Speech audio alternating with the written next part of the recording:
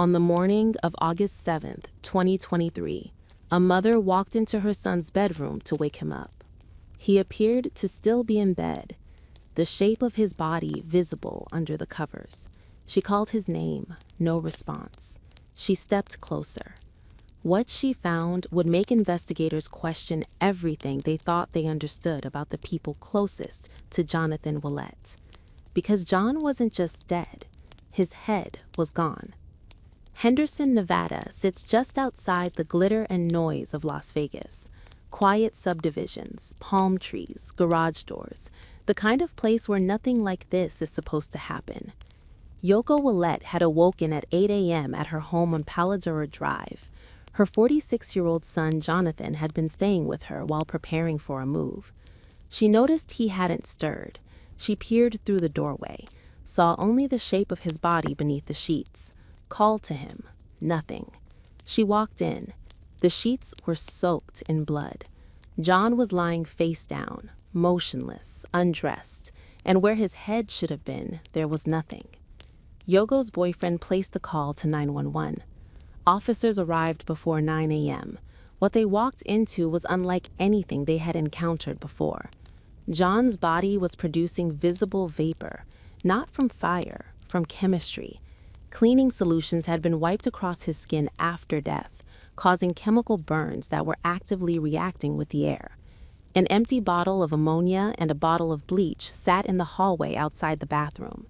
The smell was so aggressive, officers had to work rapidly, fearing both chemical exposure and the possibility of fire.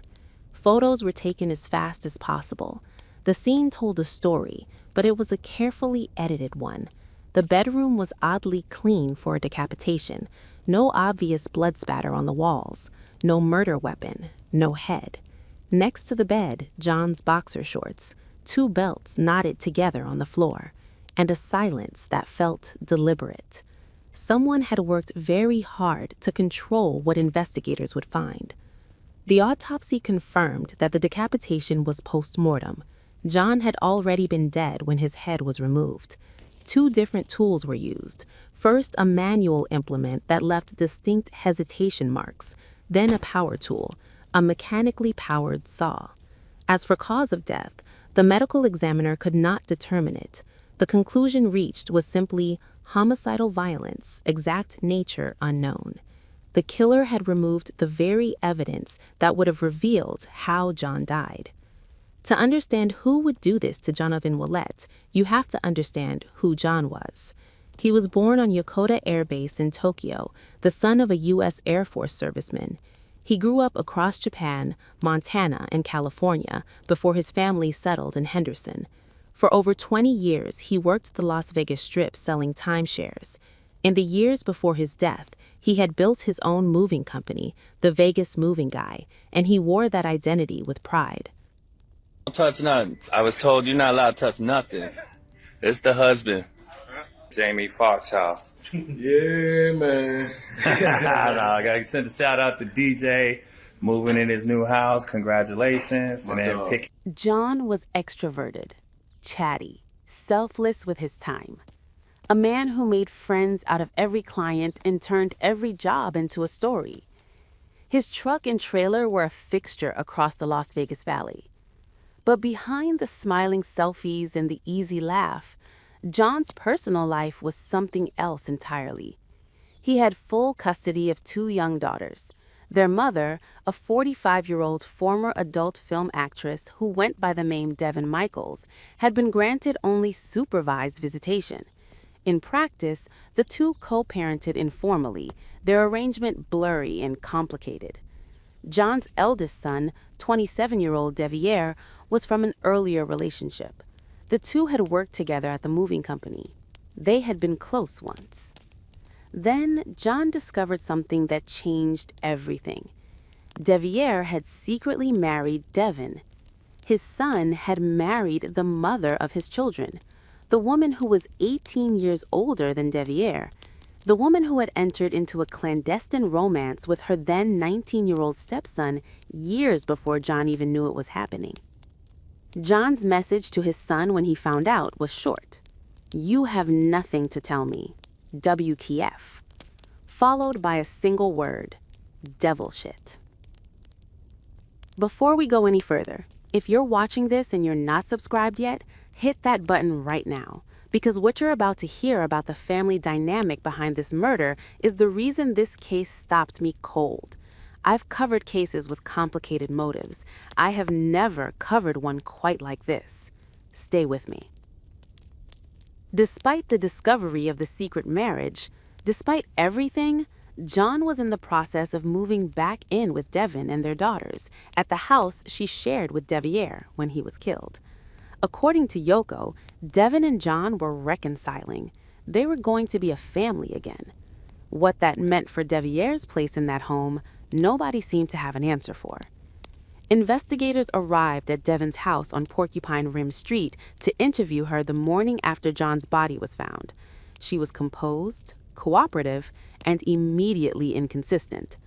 Both Devon and Deviierre told police the marriage was one of convenience, a practical arrangement to help Devon manage her medical conditions and care for the girls. Nothing romantic, nothing physical. But when investigators searched the house on Porcupine Rim, the story Devon had told them began to collapse page by page.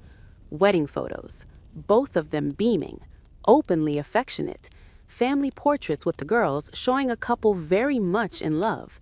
And then, in a notebook found on the bed they shared, pages of handwritten letters in Devon's hand addressed to her young husband.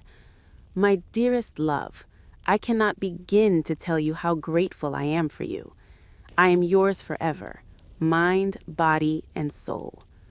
The notebook also revealed the turbulence underneath the romance. Deviierre had attempted to leave Devon more than once. Each time, she had found a way to pull him back.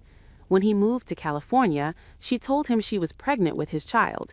If he didn't return, she would have the baby and tell everyone who the father was. He came back. The house searches exposed more than just the secret marriage. They exposed a pattern of deliberate deception aimed directly at law enforcement. Devon had told police that Jon's engagement ring was in the trash at the Paladura house. It wasn't there. She told them that Jon's registered guns had been moved to Porcupine Rim without ammunition because she had no gun safe. Investigators found a gun safe hidden under the bathroom counter. Then, in the back of a dresser drawer, buried beneath her underwear, police found a bundle of plastic bags wrapped carefully around a few small items. Jon's driver's license, Jon's truck keys. Jon's body and his truck were still at his mother's house on Paladura, yet these items had made their way to Devon's bedroom, hidden, wrapped, concealed. Inside a small backpack purse in the same room, Jon's Social Security card, and outside, close to the driveway as investigators first approached the house, a cell phone lying in the grass, a substance smudged across the screen. It appeared to be blood. It was blood, Jon's blood, confirmed by DNA. Cell phone location data and neighborhood security cameras rebuilt the final hours of Jon's life with precision. Jon and Devon had spent his last day together, back-to-school shopping for their daughters, moving his belongings. By 8 p.m., they were at Yoko's house on Paladura. They drove Jon's moving truck back to Porcupine Rim to drop off a load, then returned to Paladura one more time, stopping briefly at a gas station along the way. At the gas station, Jon was captured on camera smiling as he walked in and out of the store. Devon was wearing a white tank top, blue shorts, and carrying the same small black bag that would later be searched by investigators. Cameras tracked their arrival back at Yoko's house at 10:12 p.m. Investigators believed Jon was murdered sometime between that moment and 2:04 a.m. when Devon's phone left the house. Two documented events fell within that 4-hour window. At 11 p.m., a neighbor's security camera captured someone unlocking Devon's Nissan Armada, opening the driver's side door and placing something inside. The vehicle then pulled forward slightly, repositioning itself directly in front of the house, out of the camera's frame. Around 1 a.m., Yoko came downstairs for a glass of water. She found Devon in the kitchen. The two spoke for roughly 15 minutes. They did the dishes together. Yoko would later say Devon seemed surprised to see her, but there was no blood visible on her. Devon told Yoko that Jon was asleep in his room. At 2:04 a.m., Devon left the house. Her phone and Jon's phone traveled together toward Porcupine Rim. There was one stop along the way.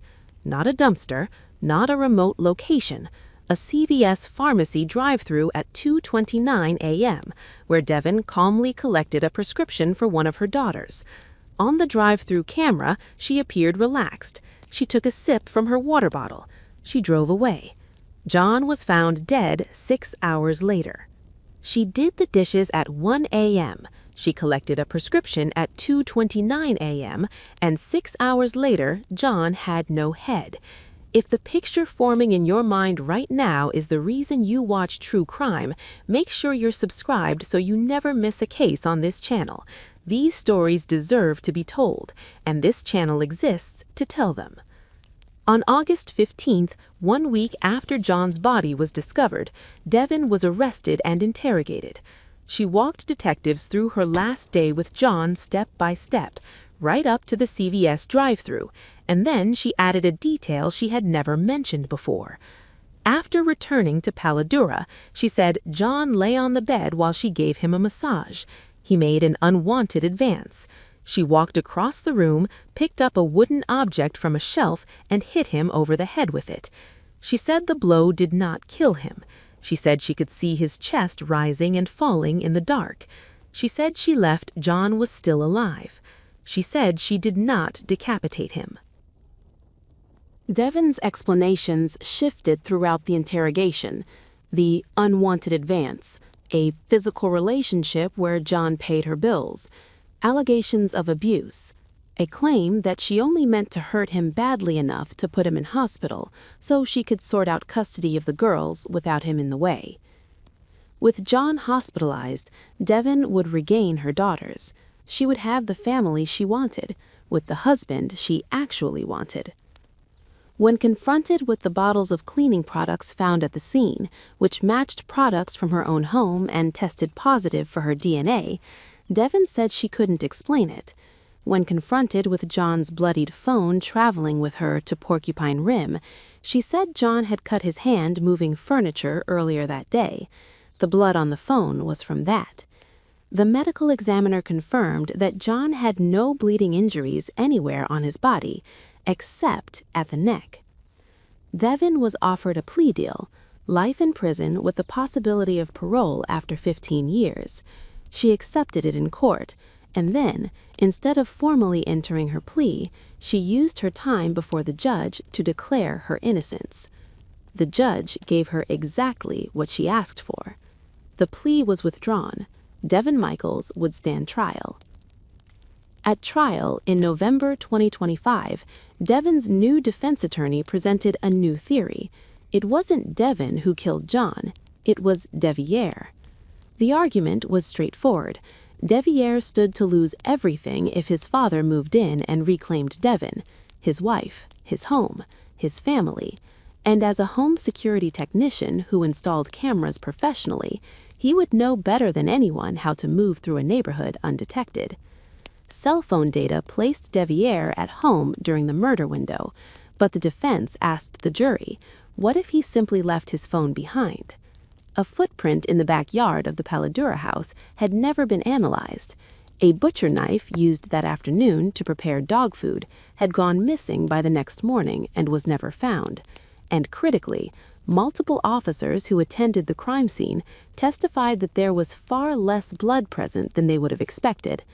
A decapitation with a power tool and no spatter on the walls suggested Jon may have been killed elsewhere and moved to the bed afterward. Luminol testing to detect cleaned-up blood was never performed. The defense argued the investigation had locked onto Devon too quickly and never seriously considered the 27-year-old who was about to lose everything. The prosecution pushed back hard. The jury deliberated for just under 2 hours.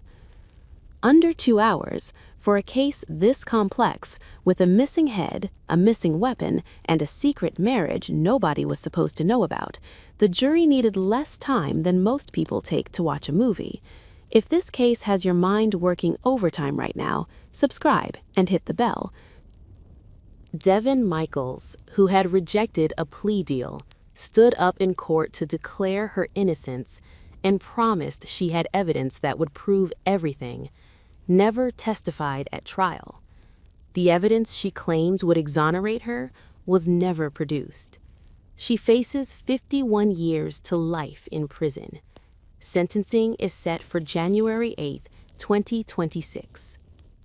Jon's head has never been found. The murder weapon has never been recovered. The exact cause of his death remains officially unknown. What is known is this. On the last day of his life, Jonathan Wlette spent his hours doing what he always did, working, moving, providing for his daughters, smiling at a gas station camera somewhere outside Las Vegas at 10 p.m. with no idea what the next 4 hours held. He was 46 years old. He would have turned 47 that November. He said that. He believed it. He lived it. And someone who claimed to love him decided his life was worth less than her custody arrangement. Jon Wlette was the Vegas moving guy. He was a father, a son, a man who made friends out of strangers and took pride in every job he ever worked. He deserved better than what happened to him on Paladura Drive. Remember his name. If Jon's story moved you, if you believe he deserved better, hit subscribe and turn on notifications. Every view, every share, every comment is a refusal to let him be forgotten. Thank you for watching.